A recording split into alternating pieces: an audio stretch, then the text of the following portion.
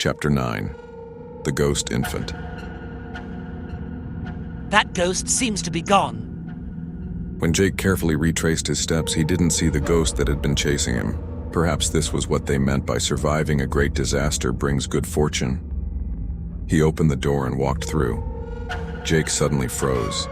A familiar hallway. Looking back, it was the classroom he'd escaped from earlier. He'd returned to the hallway outside the 5th floor classroom. What's going on? That door wasn't supposed to connect to the restroom. Jake found it increasingly inexplicable. Suddenly, a weak and pained coughing sound rang out. It's you. How did you come out of the classroom? A man wearing a trench coat with a pale, gaunt face sat leaning against the hallway wall. His bloodshot eyes watched Jake with some wariness. Marcus, Jake was taken aback. I don't know what's going on either. When I left with them earlier, a ghost grabbed me and dragged me into the restroom. After finally finding a way out and pushing open the door, I discovered I'd returned here. Is that so? It's because of the ghost domain. Seems like that thing doesn't want to let you all leave. Marcus's eyes flickered slightly. However, there's only one malevolent ghost in a ghost domain. That malevolent ghost is the old man in the black robe. But he already left earlier. What you encountered should be a ghost slave. What's a ghost slave? Jake walked over and asked. Marcus said, Things formed after people are killed by malevolent ghosts within a ghost domain. They're controlled by the Ghost Master, unconditionally obeying the malevolent ghost's commands, just like servants in an ancient landlord's household. That's why they're called ghost slaves. They're not as terrifying as malevolent ghosts, but they still pose a great threat to ordinary people like you. This ghost domain only just formed and already ghost slaves have appeared. You're incredibly lucky to have made it out alive. But now isn't the time to discuss this. It's good that you showed up here. He pulled something resembling a walkie-talkie from inside his coat. This is a satellite positioning phone, standard issue for Interpol. Take it and get out of here now. If you can escape this hellhole, someone will contact you afterward. Just tell the person who contacts you everything that happened here truthfully. Marcus spoke with pain showing on his face. Officer, what about you? Jake asked. Marcus said, I've reached my limit. When I held off that old man earlier, I used the malevolent ghost's power too much. That thing is about to revive.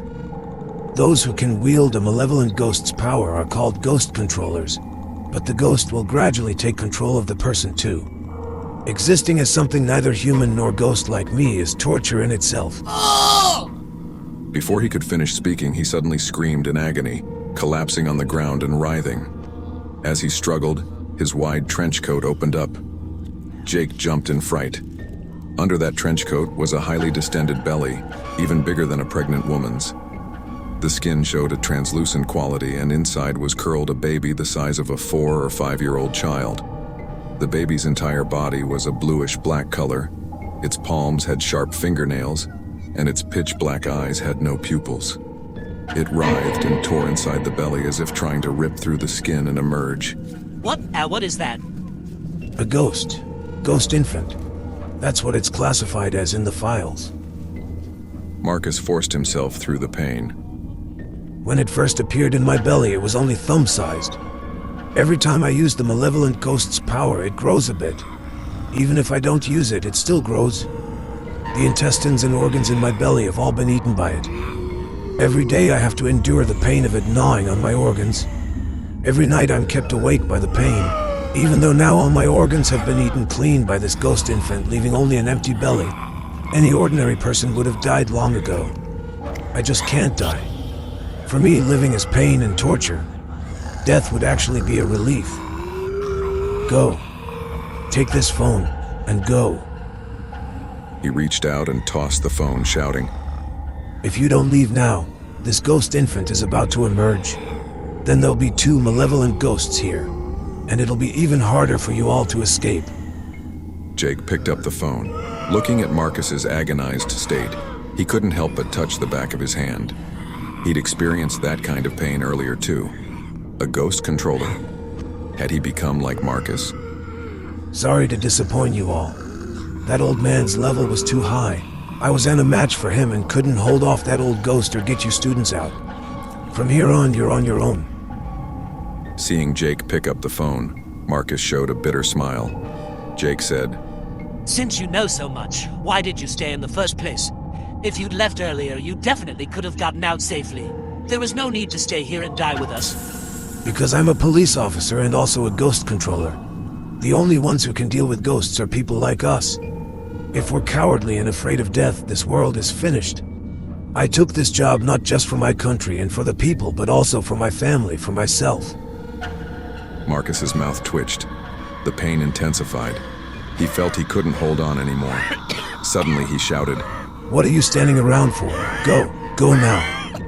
Jake's heart trembled. Not daring to linger, he gripped the phone in his hand, turned and ran. Oh, and be careful of that student in your class named Daniel. I ran into him earlier. There's something very strange about him. Abnormal. He doesn't quite seem human, but I can't be certain. You'd better stay away from him. I've already reported matters concerning him. Someone will investigate later. And don't believe any nonsense he says about the future. It's impossible for someone to return to the present from the future. The Research Institute has conducted experiments on this. Marcus shouted one more thing while struggling in pain. What? Jake was surprised and looked back. The moment he looked back, he heard a scream. He saw Marcus's belly being torn open forcibly. A bluish-black infant arm reached out, and then the torn opening grew larger and larger. The ghost infant's head emerged from inside, like a newborn child curiously looking around. Only those pitch-black eyes revealed something eerie and sinister. Go. Jake's heart jumped in alarm. He quickly turned and ran. Just as he descended the stairs, the hallway behind him echoed with that ghost infant's chilling, strange cry, as if announcing its arrival and appearance to this world. The ghost infant slowly crawled out from Marcus's body, and his highly distended belly rapidly deflated like a balloon losing air. No blood flowed out. He couldn't even see any organs, only some blackened flesh. Just as he'd said before, his organs had long been completely devoured by this ghost infant. Mom? Dad? I'm sorry. Marcus's eyes gradually lost their luster, becoming dull and lifeless. His head tilted to the side, his life force disappearing, but his eyes stared directly at the ghost infant slowly crawling in the direction Jake had left. 4th floor, 3rd floor. Great, I'm not lost. Jake rapidly descended the stairs. Joy surged in his heart, because he discovered that the stairwell was no longer shrouded in darkness. Though dim, everything was visible, and the earlier situation of hitting ghost walls hadn't occurred. No darkness, no getting lost. If everything remained normal, leaving the school would only take a few minutes. When he reached the 2nd floor, he saw several classmates, including William Davis and Mia Goodwin, in the hallway, pacing back and forth with terrified expressions. They held up their phones with the lights on, walking from one end of the hallway to the other, then turning around and walking back. They'd already done this several times, as if entranced by some illusion, never able to escape. No, that's not right. It's not that the ghost domain disappeared or the darkness receded. It's that I can see through all of this. Jake's expression changed slightly. He looked at the red eye on the back of his hand. Could this be the ability of a ghost controller? Then that meant this eye was also a ghost. He remembered what Marcus had said earlier. The ghost infant in his belly had only been fingernail-sized at first, then grew to that size later. If that was true, what would this ghost eye eventually become? Would it also turn into a malevolent ghost and devour him? Thinking of Marcus's earlier condition, Jake felt a chill run down his spine. He felt somewhat horrified looking at this eye on the back of his hand. The joy of seeing through the ghost domain vanished instantly. Even if this eye will kill me, that's a problem for later. The urgent matter is still getting out of here. Jake gritted his teeth to stop himself from overthinking, then strode toward William and the others. But in William and the others' eyes, everything around them was only darkness. The light from their phones could only illuminate about a meter's range. Beyond that, they couldn't see clearly. William, we've been walking for half an hour and still can't get out. Are we going to be trapped here forever? Mia Goodwin said nervously beside him. That Marcus guy said this is a ghost domain. Do you guys know what a ghost domain is? Could there really be ghosts? Could what happened in the classroom earlier really have been a supernatural incident? If they really are ghosts, we might really not be able to get out. Another student from class said cautiously. William said with a serious expression, Don't worry. How could we be trapped forever? That's absolutely impossible. Trust me, in a few days we'll starve to death here. Won't take a lifetime at all. At a time like this, you're still making wisecracks. Suddenly, a series of footsteps came from the darkness. Who's up ahead? William instantly tensed up. The others were also on edge, trembling with fear. Don't panic, it's me, Jake. Jake's voice came from the darkness. Stop. Don't come closer. You say you're Jake, but can you prove it? What if you're a ghost in disguise? William said.